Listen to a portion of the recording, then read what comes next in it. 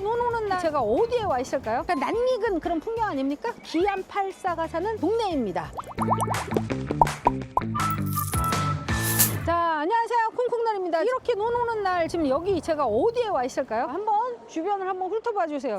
그러니까 낯익은 그런 풍경 아닙니까? 여기는 제가 요즘 입덕을 한 기안 84가 사는 동네입니다.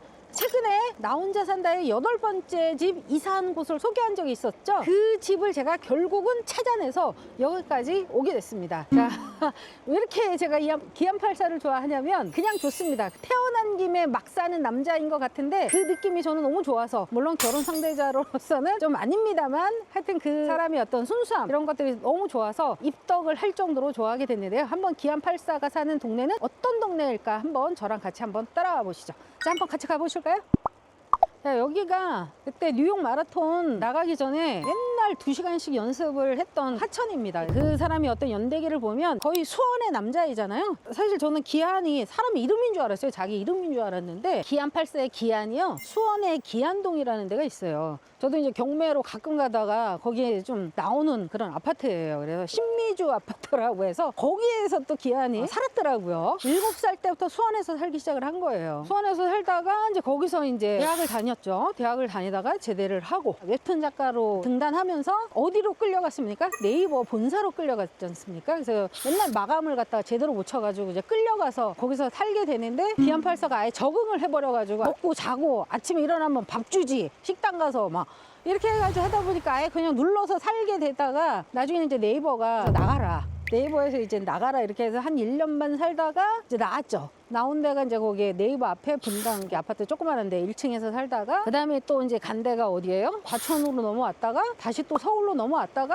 뭐 이렇게 해서 하여튼 이래저래 해가지고 지금의 8번째 집이라고 하지만 실제적으로는 11번째 집에 지금 와서 이제 정착을 하게 되는 거죠. 그래서 본인 말로도 복비하고 이삿짐 센터 비용이 어마어마하게 나갔다 이렇게 이야기를 하더라고요. 하여튼 저의 취미 중에 하나가 이렇게 연예인들 뒷조사해가지고 어디서 사나, 그리고 이 사람은 얼마에 집을 샀나 이런 것들이 궁금하더라고요. 이제 직업상에서도 그렇고. 간만에 이제 손 털고 있다가 요 근간에 이제 또 기안 84한테 입덕이 돼가지고 제가 여기까지 오게 됐는데, 와, 역시 기안 84가 이게 참 부동산을 못 보는 것 같아도 가는 곳마다 핫한 곳으로 좀 이사를 가는 것 같습니다. 물론 이제 본인한테 맞으니까 이제 이사를 이렇게 갔겠지만 와보니까 아, 기안 84가 왜 좋아하는구나 라는 게 느껴지네요. 이게 진짜 이게 말이 됩니까? 거의 이게 시냇물이 저쪽에 봐봐요. 저 정자도 있고. 그러면 일단은 기안 84한테 약간 신뢰가 되겠지만 스쳐만 가면서 한번 지나가고 설명은 좀 다른 곳에서 한번 해보도록 하겠습니다. 기안 84에 한번 가보겠습니다. 자, 가보시죠. 자, 오늘의 특집은 뭐냐면 이사 중독증에 걸린 기안 84의 부동산 연대기입니다. 저 뒤로 보이는 빨간색 집이 이제 기안 84의 집입니다. 본인이 이제 여기를 택한 이유 중에 하나는 저 테라스가 넓게 빠져 있어서 방송에도 여러 번 나왔어요. 손님이 오면 저 테라스 쪽에 끌고 와가지고 고기를 구워 먹는다든가, 아니면 자기는 거기에서 이제 콜라를 바르고 선탠을 한다고 테라스에서 뭐 누워 있다든가 뭐 이런 어떤 장면들이 나온 걸 여러분들이 아마 보셨을 것입니다. 하여튼 그래서 여기가 이제 입지적인 면도 서울하고 이제 강남하고 접근성도 좋았고, 그 다음에 본인이 운동하기도 좋은 이런 하천이나 어떤 산들이 있기 때문에 이곳을 좀 좋아하게 된 것 같습니다. 아까 우리 PD도 얘기를 하는데 여기 자가인가요? 이렇게 물어보던데 자가는 아니고요. 다 월세로만 좀 돌아다니고 있습니다. 한번 지나가면서 스케치를 한번 해보도록 하겠습니다.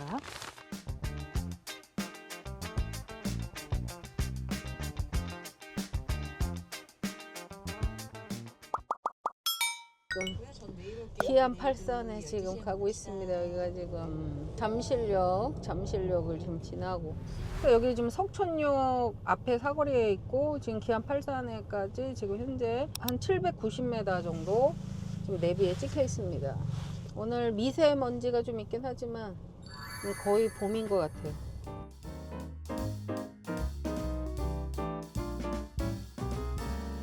아이고, 여기가 약간 시골, 서울이라는 느낌은 좀 사실 안 드네요. 목적지 부근입니다.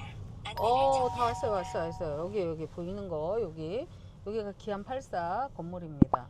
네, 안녕하십니까. 두 번째 편으로 제가 이제 상가는 사실 사진으로만 보고 로드뷰로만 하려고 했는데 제가 그냥 나왔습니다. 뒤에 저 대각선으로 보이는 하얀색 쪽의 간판의 건물이 기안 84의 상가 건물입니다. 옆에를 한번 가봤어요. 주변이 어떤가 그랬더니 일반적인 주거 지역이 지금 보편화되어 있는 그런 동네입니다. 그리고 석촌역까지 걸어서 도보로 한 5분 정도 걸리더라. 그리고 나가면 다 버스 정류장들이 너무 잘 되어 있어요. 그래서 살기에는 되게 편하겠다. 기안 84가 사실은 부동산 투자를 막 하는 것 같아도 원체 많은 이사를 어렸을 때부터 다녀서 부동산에 대한 어떤 감 같은 것들이 좀 있더라고요. 그래서 이 사람이 2019년도에 사놨던 상가 건물은 어땠을까에 대해서 궁금증을 계속 가지고 있었었는데 오늘 제가 와서 이제 한번 보게 된 거죠. 기안 84의 상가 건물을 한번 스케치 한번 해보도록 하겠습니다.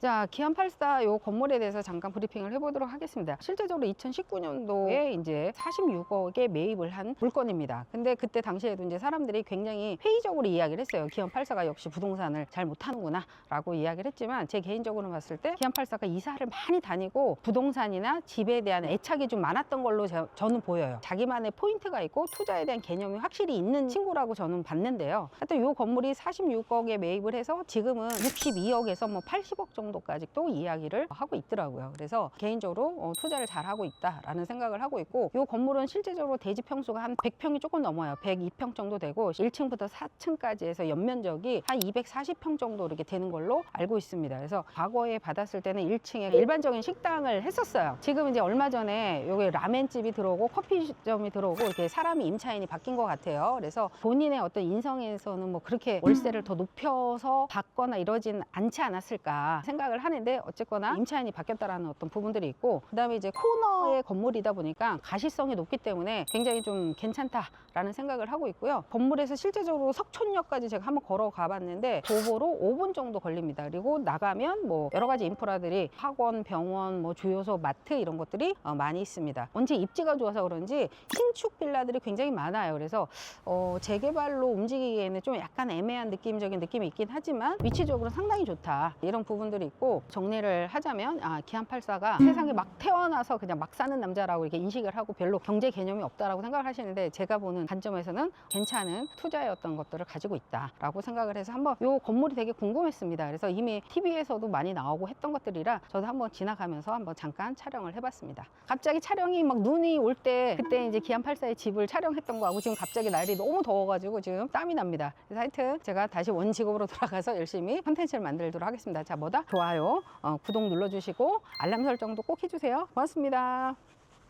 여러분 우리가 이거는 부동산의 꿀팁을 좀 알려드리는데요. 지금 여기 같은 경우는 이제 빌라촌이에요. 과거에 이런 단독주택 건물들이 되게 많이 있었던 그런 동네입니다. 이렇게 중간에 한 번씩 단독주택이 아직도 여기 이런 식으로 이렇게 있는 게 있을 수 있어요. 그러면 여러분들이 혹시 건물을 매입하거나 경매로 낙찰을 받을 때 이런 집들은 사실 철거를 한 후에 이렇게 이제 옆에 건물처럼 빌라를 지을 수 있다 이렇게 생각하시면 돼요. 그래서 이러한 주택이 저렇게 빌라로 바뀔 수 있겠구나 라고 생각하시면 훨씬 더 값어치 있는 물건에 대한 평가를 내가 해볼 수가 있겠죠. 또 요거는 하나의 꿀팁이었습니다. 자, 여러분, 제가 지금 경매 강사이자 실전 투자자이잖아요. 제가 지금 그동안 한 12년 동안 제가 이제 지금은 숫자를 헤아리지 않지만 한 200건 이상의 낙찰을 받고 지금 매도도 하고 이렇게 하고 있습니다. 저의 어떤 스토리, 경매를 해서 어떻게 해서 돈을 벌었고 이런 것들이 궁금하신가요? 혹시 궁금하시다고 하면 이번 4월 13일 일요일 날 센토크에서 제가 관계없는 예술센터 이쪽에서 강의를 2번 합니다. 오전과 오후. 자, 여러분들 이쪽에 많이 오셔서 제가 어떻게 돈을 벌었는지 그리고 여러분들은 어떻게 돈을 벌 수 있는지에 대한 방법을 제가 알려드릴 테니까 많이들 오시기 바랍니다. 고맙습니다.